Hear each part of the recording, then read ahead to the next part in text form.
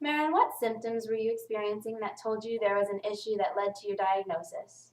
Well, I was always sick, and the doctors couldn't really figure out why I was always, getting infections and getting down with a virus or something like that. So they just had me tested for like random stuff, and then randomly they had me selected or had me tested for celiac, and then I got it, found it. Leah, why did you get tested for celiac?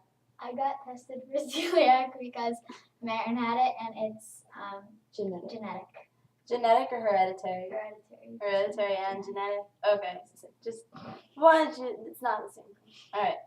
How did it feel to learn that you had celiac disease?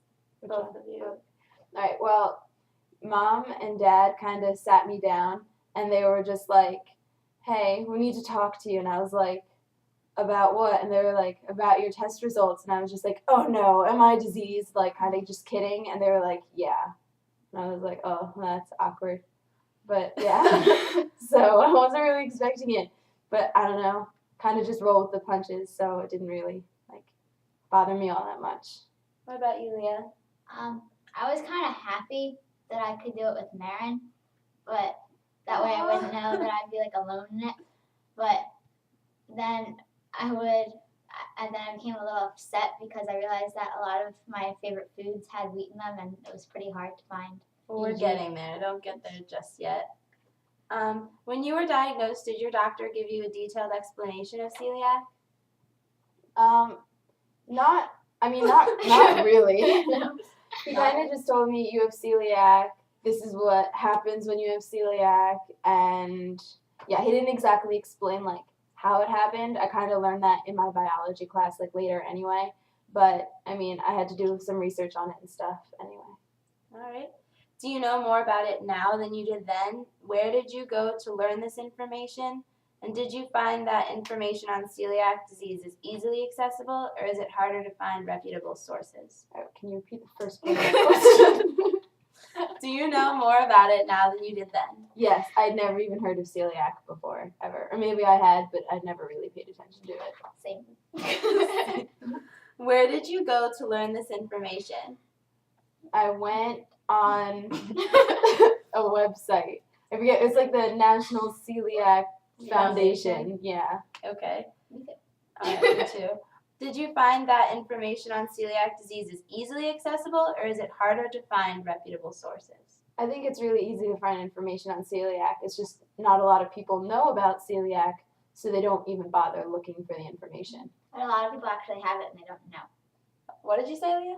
A lot of people have it, but they don't know. What do you mean? What do you mean? A lot of people don't know that they have it, and they actually do. It's millions of people have celiac but are undiagnosed. Genetically, they figured that out, or hereditarily. So they don't experience symptoms? They experience the symptoms, but it's not recognized by their doctors, and they're not tested for it like they should be. Or they don't recognize it. Yeah, or they just kind of I didn't really pay attention to how sick I always was until Mom said something about it, and then I kind of noticed, and then the doctor was like, yeah, you're in here all the time. So it was just, it was just kind of oh, okay. So, I don't know. What treatment methods are you exploring to treat celiac? Gluten-free stuff. Gluten-free stuff. Yeah, you have to pay attention to what you're eating. There isn't a medicine or a pill or anything like that you can take, and you can't, if there's no cure. It's kind of just eat gluten-free food. That's it, forever. Yeah. Food. All right, so in your own simplified terms, each of you define gluten and your understanding of what it does to people with celiac. Marin. Okay. Ignore the phone. Okay. Anyway, gluten is an enzyme found in wheat, barley, rye, and other stuff like that. And what it does is when you ingest it, it affects your immune system in that it doesn't really attack the foreign substance, it attacks itself. It's an autoimmune response. So basically, whenever I eat gluten, my immune system attacks itself, which would make me get sick all the time, which makes sense. All right, Leah, your turn. That one. What she said. But do you understand what gluten is, or is it hard to really wrap your head around it being? I just know that it's like what you said, like the barley and the rye And the wheat. So you just know what you And can't gram. have, but Right. is that difficult to be 12 and to have celiac and not really understand what it is Yes. that you have going on? Yes, because like when you're gonna be a teenager, most teenagers they eat like pizza and all that stuff, and then you can't have it, and then you have to try to find substitutions for that, and it's kind of hard because most of the stuff that's gluten free is not very good. That's not true. We found some really good muffin mix the other day. Good muffin. It All was right. good. All right. So how much has your switch to gluten-free foods changed your life in terms of convenience? It is the most inconvenient thing in the world. Well, I guess not in the world, but it's very inconvenient. How so? Like, it's harder to find restaurants. You know, if I go out with my friends, I can't order like chicken tenders at Friendly's and stuff like that. Like yesterday, I had the apple salad, which was good, but it wasn't chicken tenders, which was annoying. So it's anything breaded and fried, we can't eat. So it's like French fries, we can, but like, That's potato. yeah, it's potato. But I mean, I'm talking about like if it was breaded and stuff like that and fried, deep fried, you can't do it. And that's, you know, teenagers' diet right there. Leah, you think it's inconvenient too? Yes, sorry. Very inconvenient. So quiet. Is it difficult for you to find gluten-free foods when you go grocery shopping? And you already said when you go to restaurants it is, but what about grocery shopping? Well, when you go grocery shopping, there's usually a gluten free section, and there's always foods that you can find that don't have gluten in them. But it's pretty. I mean, it's not that hard, but it's.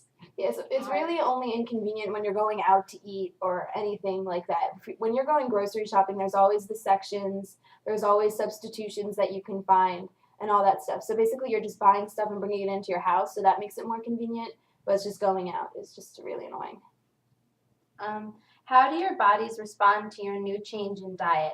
Do you notice the difference between before you switched to a gluten-free diet and after you switched? Yes, it's awesome. It's Yes. awesome. How so? I haven't been sick at all in months. Let's see. I was diagnosed. That's a big deal. I was diagnosed in December. I went on the gluten-free diet December 12th. Yeah, I remember the date exactly. Okay. December 12th, and since December 12th, I haven't even had like a canker sore or like a virus or sick, like at all. It's cool. That's good. Do you have more energy than you did before? I don't think any more energy. It's definitely influenced my mood. I guess I'm like happier than I already was, and I was already a happy person to begin with.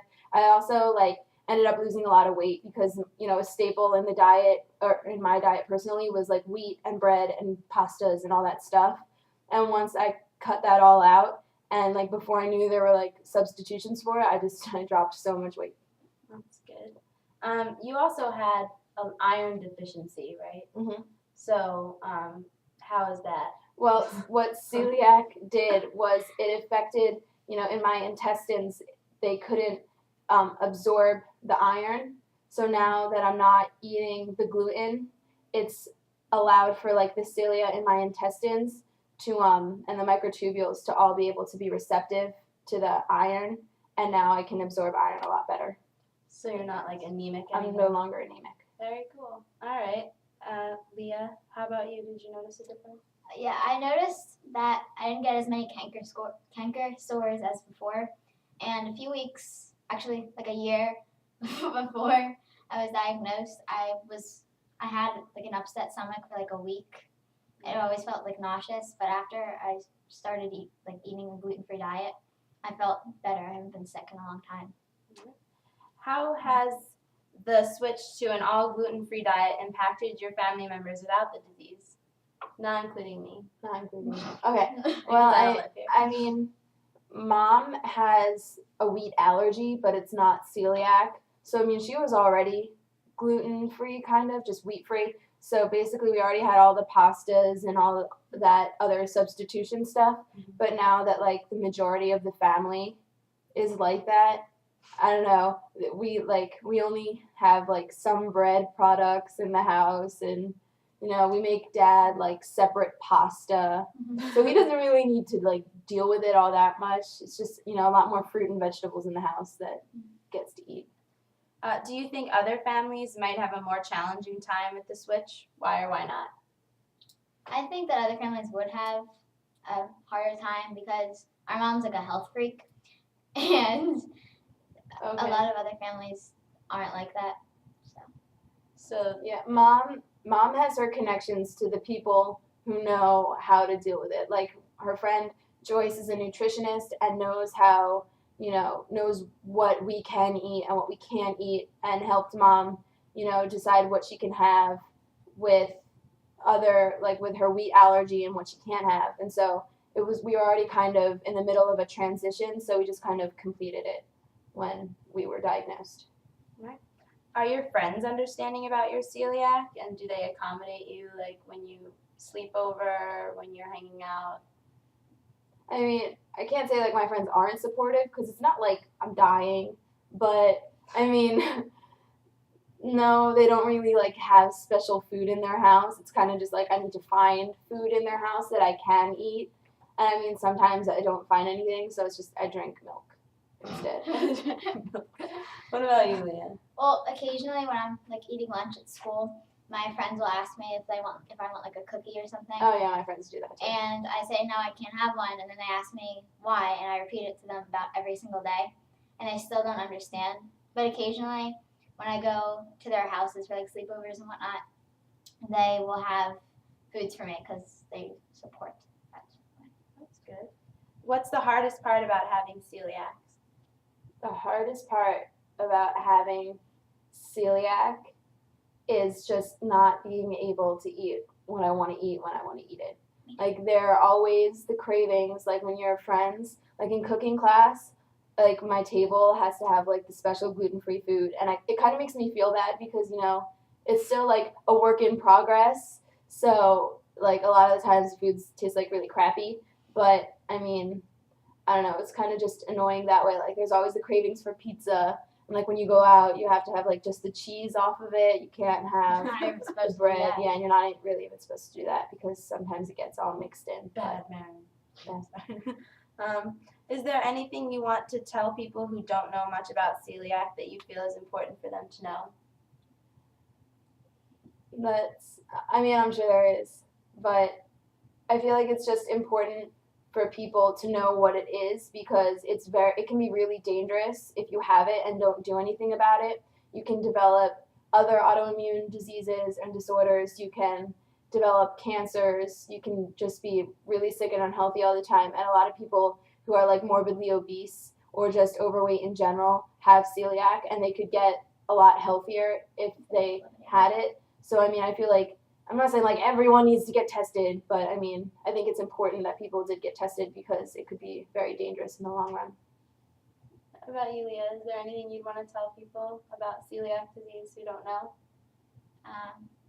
Well, people who have celiac disease, it's not like they look different or anything. It's just it's like about Yeah. the same as anybody else. It's not contagious. No, it's not contagious.